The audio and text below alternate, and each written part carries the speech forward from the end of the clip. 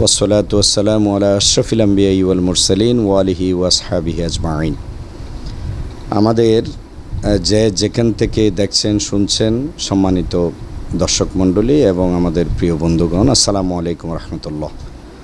আল্লাহ রাব্বুল আলামিনের অপার নিয়ামত এবং শুকরিয়া আদায় করছি, যিনি আমাদেরকে প্রত্যেক বছরান্তে একটি আবার নতুন করে মাসের গণনা শুরু হয়, যেটাকে আমরা নববর্ষ বলি। আগামীকাল পয়লা নববর্ষের সকলকে আমি বাংলা নববর্ষের শুভেচ্ছা জানাচ্ছি।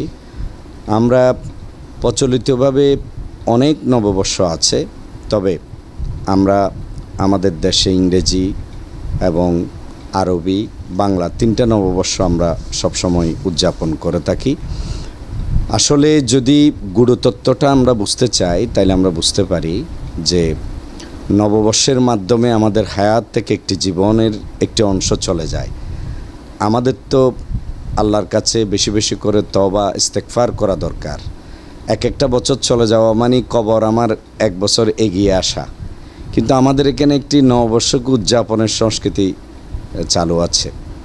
তবুও বাংলা নববর্ষের এই দিনে আজকে সকলকে নববর্ষের শুভেচ্ছা জানাচ্ছি এবং সবার দিনগুলো আল্লাহ রাব্বুল আলামিন নেয়ামতপূর্ণ করে দিক, বরকতপূর্ণ করে দিক। এবারের নববর্ষের বাংলা নববর্ষের সবচেয়ে বড় বৈশিষ্ট্য হলো ফেসিবাদ মুক্ত একটি নববর্ষ আমরা পেতে চলেছি।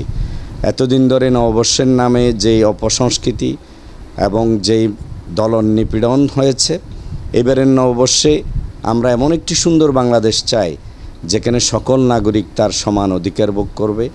ভূমিহীন বলতে কোনো শব্দ থাকবে না, সকল মানুষ তার পূর্ণ অধিকার নিয়ে বাংলাদেশে বসবাস করার সুযোগ পাবে এবং বাংলাদেশ একটি কল্যাণময় শান্তিময় একটি রাষ্ট্রে পরিণত হোক।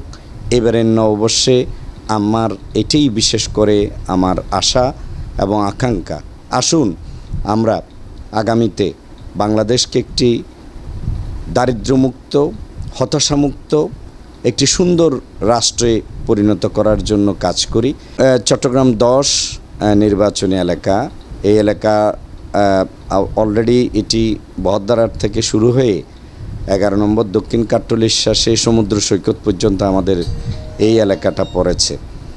এই এলাকায় নববর্ষে যাতে কোনো অপ্রীতিকর ঘটনা না ঘটে এবং শান্তি শৃঙ্খলা যাতে বজায় থাকে, আমি আইনশৃঙ্খলা রক্ষা বাহিনীর সম্মানিত সদস্য ভাইদেরকে সজাগ দৃষ্টি রাখার জন্য অনুরোধ করব এবং যারা নববর্ষ উদযাপন করবেন সবাইকে তীক্ষ্ণ নজর, চোখ কান খোলা রেখে যাতে কোনো ধরনের অপ্রীতিকর ঘটনা না ঘটে, কোথাও কোনো সমস্যা তৈরি না হয়, এভাবে আমরা আমাদের যার যার জায়গা থেকে দায়িত্বগুলো আমরা পালন করার জন্য চেষ্টা করব।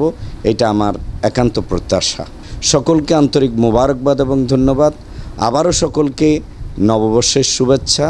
সকলেই ভালো থাকুন, আল্লাহ সবাইকে ভালো রাখুক, সুস্থ রাখুক, এই প্রার্থনা করেই আমি আল্লাহর কাছে এই দোয়া করেই বাংলাদেশকে একটি রাহুগ্রাস মুক্ত, একটি সাম্রাজ্যবাদ মুক্ত, একটি দাসত্ব মুক্ত হয়ে একটি স্বাধীন সার্বভৌম রাষ্ট্র, যে রাষ্ট্রটির পরিচয় দিলেই আমরা সব জায়গায় সম্মান পাব এবং আমরা এই দেশটিকে সামনের দিকে এগিয়ে নেওয়ার যে প্রত্যয় নিয়ে কাজ করছি, আমাদের সকল কাজগুলোই নতুন বর্ষে আমরা ভালোভাবে করার আল্লাহর কাছে প্রার্থনা করে আমি আমার কথা শেষ করছি। সবাইকে নববর্ষের শুভেচ্ছা।